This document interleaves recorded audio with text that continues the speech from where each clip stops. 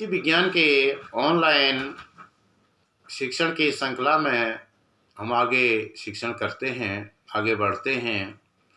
जैसा कि आपको इस शिक्षण में राजनीति विज्ञान कक्षा 12 के अध्याय 5 का शिक्षण किया जा रहा है, उसमें हमने बहुत सारी चीज़ें पहले जानी।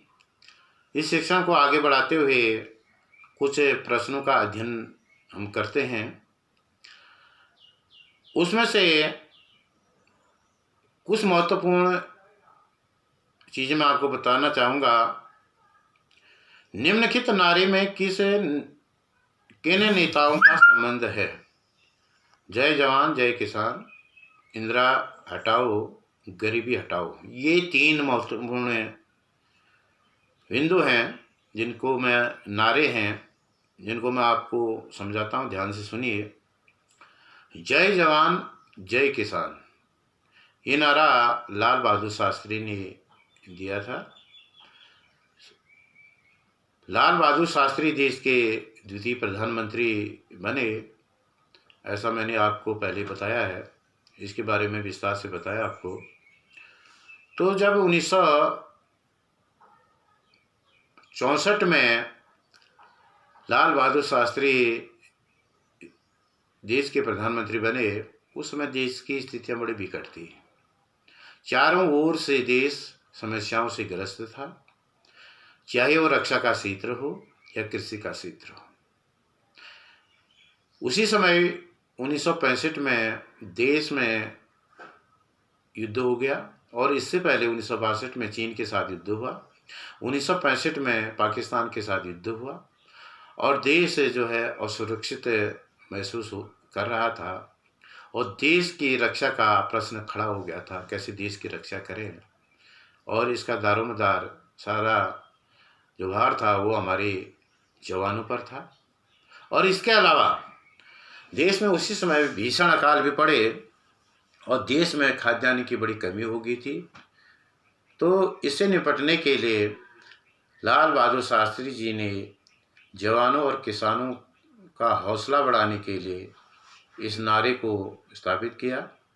ये नारा दिया, जय जवान जय किसान। दूसरा है इंदिरा हटाओ। ये इंदिरा हटाओ की राजनीति क्या थी, ये नारा क्या था? देखिए, जब श्रीमती इंदिरा गांधी लगातार मजबूती के साथ अपनी पकड़ बनाती जा रही थी भारतीय राजनीति में, तो उसी समय जो विरोधी पार्टियां थी या कांग्रेस के अंदर ही जो उनका विरोधी गुट था, उन्होंने एक नारा दिया, इंदिरा हटाओ। तीसरा है गरीबी हटाओ। जैसे कि इंदिरा हटाओ नारा था ये विरोधी पार्टियों का और कांग्रेस के अंदर जो उनके विरोधी थे, तो इसके जवाब में श्रीमती इंदिरा गांधी ने एक लोक लुभावन नारा दिया जिसका नाम है गरीबी हटाओ। ये आपने जाना। तो इसके अलावा देखिए, जो अन्य प्रश्न हैं उन पर जाते हैं हम। 1967 के चुनाव में कांग्रेस की हार के कारण के रूप में स्वीकार किया जा सकता है? अपने उत्तर की पुष्टि कीजिए। तो ये प्रश्न है, कांग्रेस की हार के कारण के रूप में स्वीकार किया जाता है, अपने उत्तर की पुष्टि कीजिए। क्या क्या कारण थे कि 1967 में कांग्रेस कमजोर रही? जहां कांग्रेस 1952 से लेकर के लगातार जीत रही थी, 1967 के चुनाव में कुछ ऐसा हुआ कि कांग्रेस की लोकप्रियता में कमी आ गई। उसके पीछे कारण थे, उन्हीं कारणों को हम जानेंगे, किन कारणों से 1967 में कांग्रेस की लोकप्रियता में कमी। कांग्रेस पूर्ण तो हारी नहीं, क्योंकि संसदीय चुनाव में वो जीती और केंद्र में सरकार बनी। लेकिन इससे पहले जो राज्यों में उसकी सरकारें बन रही थी या थी, उसमें से कुछ राज्यों में उसकी सरकार नहीं बन पाई। इसके पीछे जो कारण है माने गए, उसमें पहला कारण था कांग्रेस पार्टी में करिश्माई नेता का अभाव। ऐसा माना गया कि जब 1967 का चुनाव हुआ तो श्रीमती इंदिरा गांधी के नेतृत्व में लड़ा गया और श्रीमती इंदिरा गांधी देश की नई नई प्रधानमंत्री थी। स्वाभाविक तौर पर उनमें अनुभव की कमी रही होगी या थी। तो कांग्रेस में ऐसा कोई करिश्माई नेता नहीं था जो कांग्रेस को एक मजबूत के साथ फिर से जिता पाए, ये भी कमी महसूस की गई। और दूसरा कारण जो था कांग्रेस के अंदर टूट, अर्थात कांग्रेस जो है विभाजित थी। इस समय जहां कांग्रेस इससे पूर्व विभाजित नहीं थी, कांग्रेस एकजुट होकर के चुनाव में उतरती थी और चुनाव जीतती थी। लेकिन 1967 में कांग्रेस के अंदर गुटबाजी हो गई और इसके दो गुट बने, जैसे कि मैंने आपको पहले ही बताया है कि एक गुट सिंडिकेट और दूसरा इंडिकेट। सिंडिकेट पुरानी कांग्रेसियों का एक समूह था, गुट था, और दूसरा श्रीमती इंदिरा गांधी के नेतृत्व वाला जो गुट था उसको इंडिकेट कहा गया था। क्षेत्रीय, जातीय और सांप्रदायिक समूह की लामबंदी को बढ़ावा इसी समय क्षेत्रवाद, जातिवाद और सांप्रदायिकतावाद, ये तीव्र ये हुआ था उसमें, इसमें वृद्धि होगी। क्षेत्र के आधार पर और जाति के आधार पर, सांप्रदायिक के आधार पर देश में एक प्रकार से माहौल बना था, मतभेद हो गए थे। कांग्रेस गैर कांग्रेसी दलों के बीच एकजुटता, कांग्रेस के जो विरोधी पार्टियां थी जिनको हम गैर कांग्रेसवाद कहते हैं, अर्थात कांग्रेस से इतर जो अन्य पार्टियां थी वो पहले की अपेक्षा अब ज़्यादा एकजुट होने लगी थी। उनको लगा था कि अलग अलग खेमों में बंटने से उनको बहुत बड़ा नुकसान हो रहा है, इसलिए अगर वो सारे मिलजुल करके चुनाव में प्रतिभाग करते हैं तो उनको बहुत अधिक फायदा होगा। तो इसीलिए विरोधी जो पार्टियां थी, विपक्ष की पार्टियां थी, वो पहले की अपेक्षा ज़्यादा एकजुट होने लग गई थी। अगला है कांग्रेस पार्टी के अंदर मतभेद।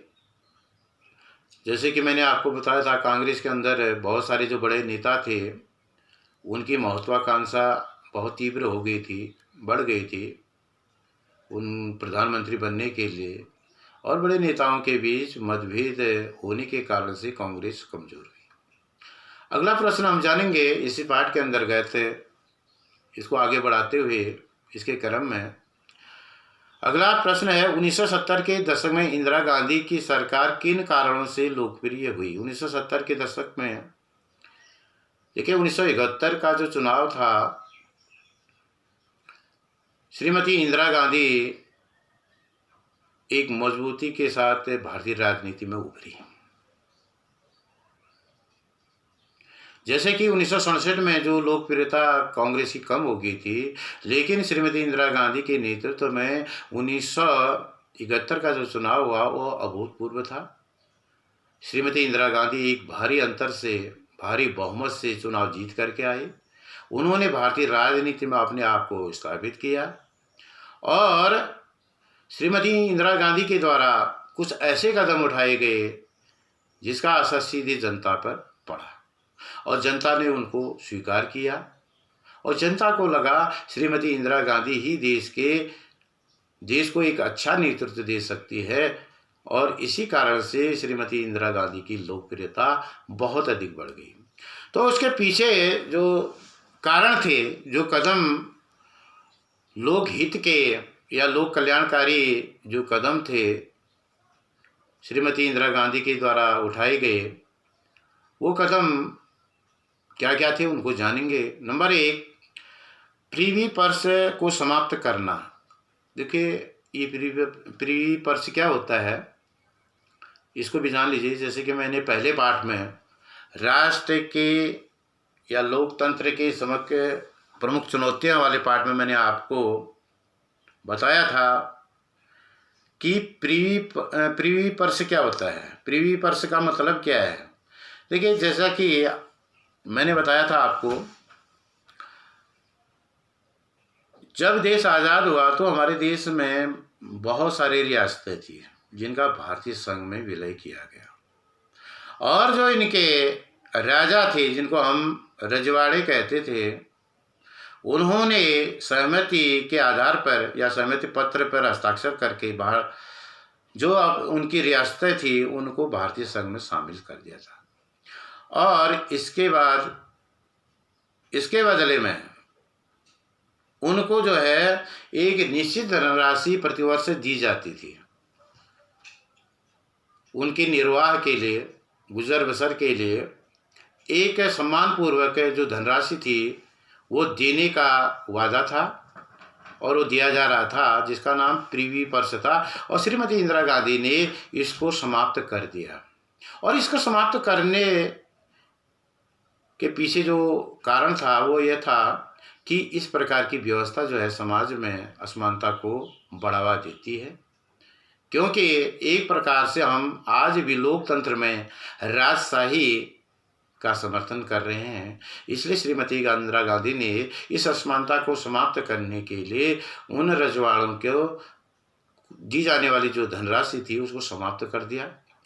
और इससे जनता में एक बहुत अच्छा संदेश गया, जनता ने इसका बड़ा स्वागत किया।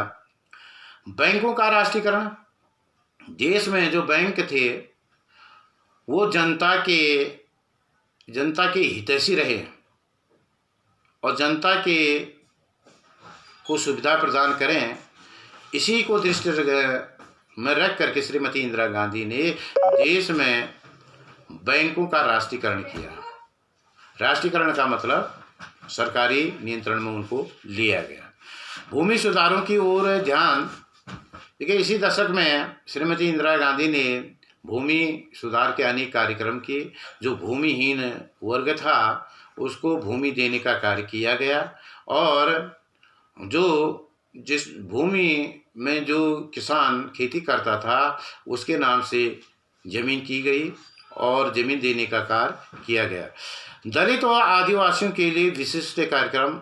दलित का अर्थ होता है गरीब, अर्थात अनुसूचित जाति, जनजाति और अन्य वर्ग को जो पिछड़ा है उसको दलित जाति के नाम से जाना जाता है। तो जो दलित जाति हैं वो सामाजिक, आर्थिक और शैक्षणिक के दृष्टि से पीछे रह गई थी या वो पिछड़ गए थे। उनके उत्थान के लिए श्रीमती इंदिरा गांधी ने विशेष कार्यक्रम चलाए, जिससे कि इस वर्ग का जो विश्वास है वो श्रीमती इंदिरा गांधी के प्रति बढ़ता गया। अगला है भूमिहीन किसानों के लिए सुविधाएं प्रदान करना। भूमिहीन किसान हम किसको कहते हैं? जो किसान खेती तो करते हैं लेकिन ज़मीन उनकी नहीं होती, दूसरे के खेतों में काम करते हैं, उनको भूमिहीन किसान कहा गया। ऐसे किसानों को बहुत सारी सुविधाएं श्रीमती इंदिरा गांधी के द्वारा दी गई थी। बेरोजगारी के लिए रोजगार के उत्तम अवसर उपलब्ध करना। इसी समय जो बेरोजगारी देश में बढ़ रही थी उसको समाप्त करने के लिए, उसको कम करने के लिए श्रीमती इंदिरा गांधी ने रोजगार के अनेक अवसरों की शुरुआत की। अगला है सामाजिक व आर्थिक विषमताओं को दूर करना। जो समाज में सामाजिक असमानता है, छुआछूत है या जातिगत भेदभाव है या आर्थिक असमानता है, गरीब और अमीर के बीच जो बहुत बड़ा अंतर हो गया था, उसको समाप्त करने के लिए श्रीमती इंदिरा गांधी ने अनेक कार्यक्रम किए। जैसे उन्होंने 20 सूत्री कार्यक्रम चलाया, गरीबी हटाओ का नारा दिया। ये सारे लोग लुभावन जो कार्यक्रम थे उससे इंदिरा गांधी की लोकप्रियता बढ़ती ही गई। अगला है गरीबी उन्मूलन योजनाओं का प्रारंभ है। जैसे कि 20 सूत्री कार्यक्रम के माध्यम से या गरीबी हटाओ के माध्यम से श्रीमती इंदिरा गांधी ने गरीबी उन्मूलन का कार्यक्रम चलाया। इसके लिए एक जो बजट है उसमें धनराशि की व्यवस्था की और इसके लिए गरीबी हटाने के लिए ग्रामीण स्तर पर अनेक रोजगारों की स्थापना की, अनेक रोजगार उत्पन्न किए और गरीबी हटाने का कार्यक्रम उनका बहुत एक प्रकार से सफल होता गया, आगे को बढ़ता गया, जिससे कि उनकी लोकप्रियता बढ़ती गई। अल्पसंख्यकों में विश्वास उत्पन्न करने वाले कार्य। देखिए अल्पसंख्यक किसे कहते हैं? अल्पसंख्यक हमारे देश में खासतौर से धार्मिक अल्पसंख्यक माने जाते हैं, जिसमें मुसलमान, बौद्ध, ईसाई, जैन ये वर्ग है जो धार्मिक अल्पसंख्यक कहलाता है। अल्पसंख्यक के उत्थान के लिए श्रीमती इंदिरा गांधी ने कई कार्यक्रम, उनका विश्वास जीतने के लिए बहुत सारे कार्यक्रम चलाए। श्री वी गिरी जैसे सर्विंग नेता को दल के घोषित प्रत्याशी के विरुद्ध चुनाव जिता कर लाना, ये एक महत्वपूर्ण उन्होंने कार्य किया था। जो एक बहुत बड़ा वर्ग भारत में विद्यमान मजदूर वर्ग था, उसको खुश करने के लिए या उसको सम्मान देने के लिए श्रीमती इंदिरा गांधी ने 1969 में 69 में जो राष्ट्रपति का चुनाव हुआ था, उसमें जो एक श्रमिक नेता थे जिनका नाम वी गिरी था, जो देश के हमारे राष्ट्रपति बने, उनको जिताया। और जो पार्टी द्वारा घोषित उम्मीदवार थे नीलम संजीव रेड्डी, उनकी हार होगी। और इससे यह संदेश गया कि श्रीमती इंदिरा गांधी सच्चे अर्थों में जो गरीब है, मजदूर है, श्रमिक है, उनकी हितैषी है, और इससे उनकी लोकप्रियता बढ़ती गई।